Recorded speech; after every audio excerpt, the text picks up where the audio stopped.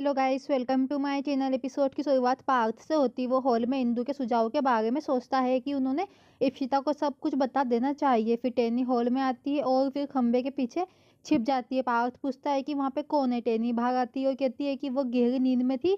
फिर उसे प्यास लगी और उसने देखा कि वो यहाँ पे है। वो सोचती है कि अब वो यहाँ पे क्या ढूंढ रहा होगा। फिर पार्थ ने उसे एक गिलास पानी पिलाया। वो उसे सारी परेशानी देने के लिए माफ़ी मांगता है, लेकिन उसके पास कोई दूसरा ऑप्शन नहीं था। टेनी कहती है कि वो और उसकी माँ स्वार्थी है और ये नहीं समझते कि वो उसकी याददाश्त वापस नहीं चाहती। पार्थ कहता है कि वो केवल यही चाहता है कि वो इकबाल से शादी करने से पहले अपने जीवन की सच्चाई के बारे में जाने। टेनी पार्थ को उसकी फैमिली पर इकबाल की सादगी और साफ दिल का फ़ायदा उठाने का आरोप लगाती है।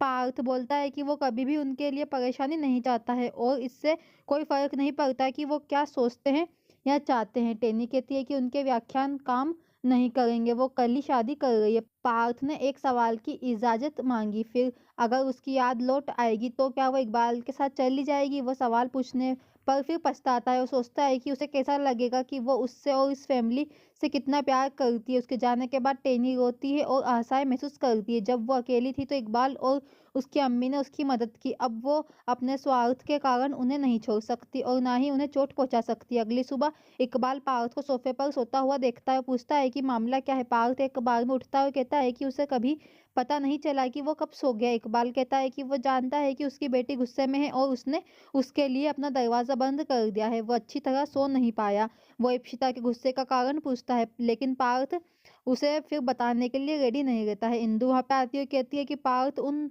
दोनों की बात नहीं सुनेगा। पार्थ अच्छी तरह से जानता है कि उसे कैसे मनाया जाए। ये एक दोस्त के वादे के बारे में है, लेकिन पार्थ को डर है कि उसका दोस्त बुरा मानेगा। इकबाल कहता है कि अगर ये एक दोस्त है तो उसे कोई आपत्ति नहीं होनी चाहिए। इंदु स्थिति का फायदा उठाती है। वो पार्थ से कहती है कि इकबाल भी एक दोस्त है। इकबाल असली बात नहीं सुनता और पार्थ से कहता है कि वो उसके साथ किसी भी वादे के बारे में ज्यादा ना सोचे।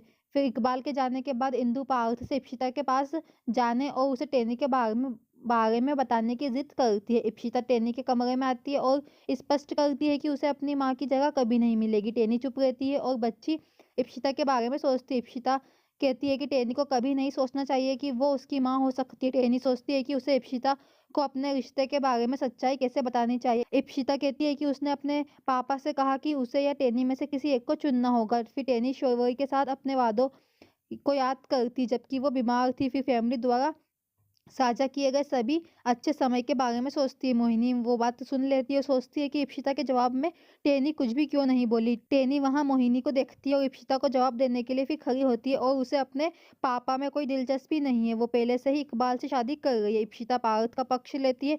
टेनी इससे खुश होती है।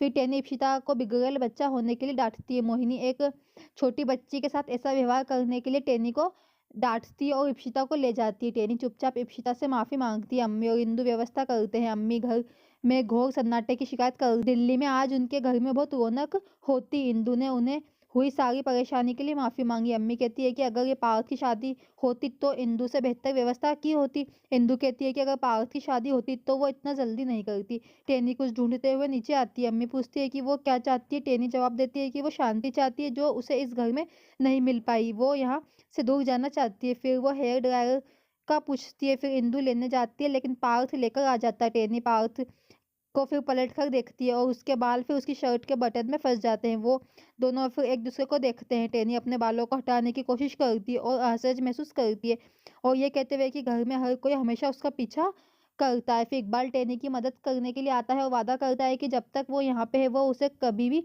फंसने नहीं देगा। टेनी मुस्कुराती है और जाने के लिए मुड़ती है। पार्थ पूछता है कि क्या टेनी को अभी भी याद नहीं है कि वो क्या भूल गई है। टेनी उसे घूरती है। फिर वो हेयर ड्रायर की ओर इशारा करता है जिसे इकबाल टेनी के लिए फिर ले लेता है। इंदु पार्थ और टेनी के एक होने की प्रार्थना करती। कमरे में टेनी पार्थ और इकबाल के बारे में उलझन में रहती है। जब उसने अपने बाल सुखाए वो सोचती है कि उसे पार्थ को कैसे बताना चाहिए कि जीवन में इस समय एक भी रास्ता उसके लिए चुनना कितना मुश्किल है।